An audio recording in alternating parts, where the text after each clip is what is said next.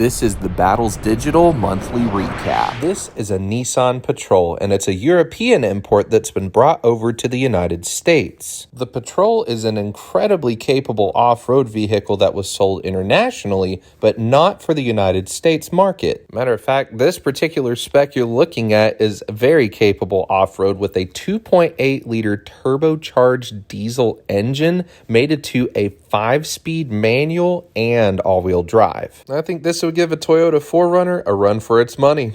This Honda Stepwagon is one of the coolest JDM vans. To start, it's got a body kit and tri-spoke wheels. Inside, you'll find that this was optioned with dual sunroofs. Take a closer look at the stitching in the seats and you'll find that it's actually pretty colorful. Unlike my Stepwagon, this is a full 8-passenger model, so you've got a full middle seat. This is actually my second favorite Stepwagon I've reviewed after the Mugen Stepwagon. I've said it once and I'll say it again, these are amazing family haulers. The Toyota Mark II Qualis has the most storage capacity of any Toyota I have seen. Now that we're inside, obviously you have the door storage pockets on both sides.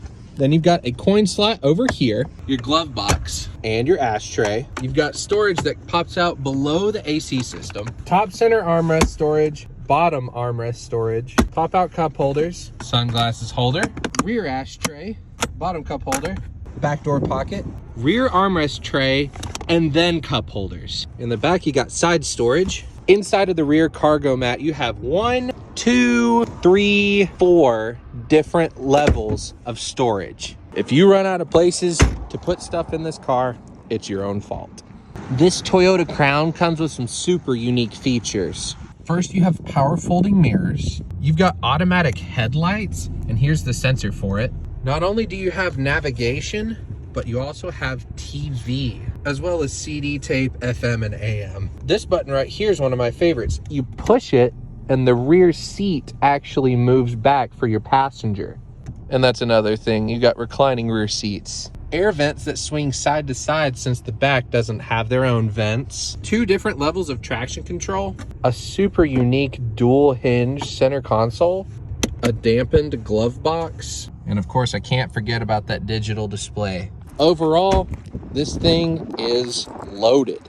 This is the craziest Honda Civic I've ever seen. This is HRG Off-Road's Gambler 500 style build called War Wagon. It's one of a very few Civics you'll ever see with a bash bar up front and 30-inch off-road tires all around. This car has had tons of fabrication work done to it, my favorite of which being the half-cut doors. Inside, the Army theme continues with a Jeep steering wheel and other military accessories all around. The Civic might not be the first car you think of for an off-road rig, but I can assure you it is more than capable. This is an Alpina B3, and it's a modified European version of the BMW E36 3 Series that's been brought over to the United States. Unlike BMW's M Performance division, Alpina is recognized as a manufacturer. The E36 B3 was given stripes, a body kit, an interior that features their custom blue and green stitching, and a 3-liter under the hood making 250 horsepower. This is a Toyota Wyndham, and no, it is not a Lexus ES300, it is Toyota's Japanese market equivalent. The Wyndham has 2 main differences over the Lexus ES300. The first, of course, it's right-hand drive, and the second being it was offered with a 2.5-liter V6 instead of the 3-liter that we got here in the United States. Apart from that, these 2 cars are practically identical, so if you're looking for a unique JDM ride but want to blend in with regular traffic, this is it. This is an Acura Integra Type R. Specifically, this is the version that we got here in North America. I recently featured the Japanese version, the Honda Integra Type R, in the same championship white, and there's a few differences between the 2 cars. One of the biggest differences can be found inside of the interior. There's no red Recaros in the North American version. While the engines might be slightly different, they're mostly the same, being a B18 engine under the hood. Honestly, I'd gladly take either one. This is a 1997 Nissan Stagea, and this one in particular is like a time capsule from the late 90s, early 2000s. To start, we've got 1-piece rain guards that go all the way down, and it's got pillarless windows. Up top, you'll find a set of dual antennas, and that's because you've actually got a TV tuner that pops out of the dash. And then this radio has one of these flip out little speakers. You've got your equalizer, all your adjustments and everything in here, and a toll card reader to top everything off. The Launch Edition Alfa Romeo 4C has carbon fiber everywhere. Let's take a look. The mirror caps, the headlights, the gearbox cooler, rear lip spoiler, the cluster, trim pieces, and of course, the chassis is completely carbon fiber. This thing is so lightweight, it only needs a 4-cylinder for you to go have fun. This is a Nissan Cedric. Specifically, this is an 8th generation Y32 model. The Cedric was produced for the Japanese market from 1960 all the way up until 2004. This particular Cedric is fitted with some nice WEDS wheels and custom lowering suspension. The inside of the Y32 Cedric is simple yet refined. However, under the hood lies a 255 horsepower turbocharged VG30 engine. This thing's a total sleeper. This is a Toyota Crown, and it's one of the most famous luxury cars to come from Japan. If the name Crown sounds familiar to you, that is because Toyota, rather unfortunately, has re-released the Crown name as a crossover for the global market. However, historically, the Crown has been a luxury saloon sold for the Japanese market since 1955. This model of Crown is the 10th generation made from 95 to 2001 and features your choice of JZ engines under the hood, making this a proper Crown. Here are all the luxury features inside of this 1997 Honda Legend. You have a power tilting column with memory. The center console has not just one, but 2 storage options, and if you pull this up, you have an elevated armrest. You've got an electronic trunk opener not only on the driver's side, but also here on the passenger side inside of the dampened glove box. You've got a parking pole, GPS with a dimming screen, and the back seat actually has their own air controls. This car was actually pretty ahead of its time. This is a JDM Volkswagen Polo. No, you heard me correctly. This is a Japanese version of the Volkswagen Polo. Volkswagen shipped a handful of Polos for the Japanese market and had to homologate them for use on Japanese roads. One of the biggest changes, of course, is that the car is right-hand drive. There's also a spot for a roadside flare, and all of the text on the warning labels has been translated over to Japanese. It's JDM. This is my Honda Stepwagon and Honda Orthia, and I finally got them in one place. While the Stepwagon is a literal van and the Orthia is like a Subaru Outback, the two share more than you might think. These cars were both designed on a similar platform. They both have the same four-wheel drive system to them and the same B20 engine under the hood. While there's only a 5-inch length difference bumper to bumper on the two cars, the Stepwagon can hold 8 passengers, whereas the Orthia can only hold 5. These things are super fun, easy to work on, and I highly recommend them. This is a 6-inch lifted Honda Civic. It's a project car that I've been working on for the past couple of years. It's got extended spindles, CRV suspension, and take a look here. It's also 4-wheel drive pulled from a CRV. It's got billet lower control arms, stainless steel trailing arms, and custom parts from S1 Built and HRG Off-Road. And under the hood, there's a power plant from a CRV. It's a B20. This thing is just about ready to go off-road.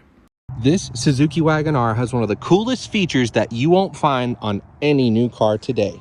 Any guesses as to what it is? If we take a look here in the passenger seat, if I lift this up, you can see the bottom pops out and becomes a shopping basket. Yes, that is one of the coolest features I've ever seen before, and I don't think I've ever seen it in any other car. This thing is full of surprises. This is the Suzuki Wagon-R, and it's one of the best-selling K cars to come from Japan. This particular car is a first-generation model that was made between 1993 and 1998. This car was also sold as the Mazda Wagon and AutoZam AZ Wagon. The Wagon-R is tall. Matter of fact, it's 10 inches taller than their Alto model, which I should be featuring soon, by the way. These are available with sub 660cc 3-cylinder engines with single or dual overhead cams and even turbochargers. Lastly, when equipped with a 5-speed manual, you could get 55 miles per gallon with the thing. This is a Honda Street. It's a Honda Acti van that was built for the Japanese market. The Street was built on the Acti platform and shares a lot of the same parts. These were available in rear-wheel drive and four-wheel drive formats, as well as having a manual or an automatic. Because of its tall roof, the inside of the Street is very spacious and has tons of headroom. Older carbureted variants had about 38 horsepower, whereas the later model fuel-injected versions had 43 horsepower. Super slow, but a lot of fun. This is a Honda Acti van. It's a super simple van, but yet very effective and great to have as a first Japanese car. And let me show you why. All right, now that it's open, let's get started. First off, the Acti van is very bare bones, but you do get some features like a radio with 2 front door speakers and air conditioning. This one's a 5-speed manual, but automatics were also offered. The back seat area here has a lot of legroom and, of course, cargo space. Like a lot of cargo space. And you can very easily fold these seats down flat to make it even more room. Also something to note, it's got 2 sliding doors where a lot of vans in Japan only have the 1 sliding door on the other side. It also gets great gas mileage, being that it only has a 3-cylinder engine. The only drawback to this being that you can only go about 60 miles an hour on the highway. However, for a first Japanese vehicle, this is a very good option.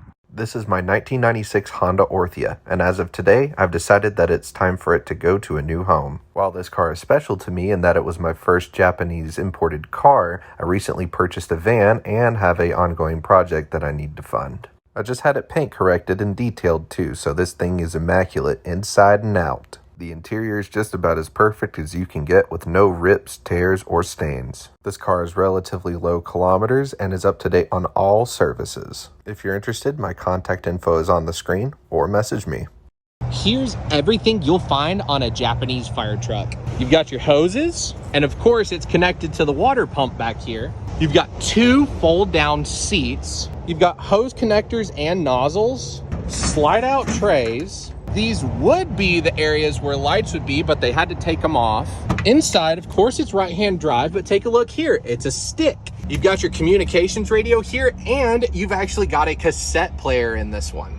But perhaps the most ironic thing is it has not 1, but 2, that's hilarious, but 2 ashtrays, and they're both used. This thing is super cool. This is a Nissan Gloria Gran Turismo, and it's a luxury sports saloon built for the Japanese market. The Gloria was produced by Nissan from 1959 up until 2004. This is a 9th generation Y32 model. While this generation of the Gloria was not offered with a manual transmission, you could get this, a VG30 DET turbocharged V6. Plenty of power and plenty of luxury features. What more could you ask for?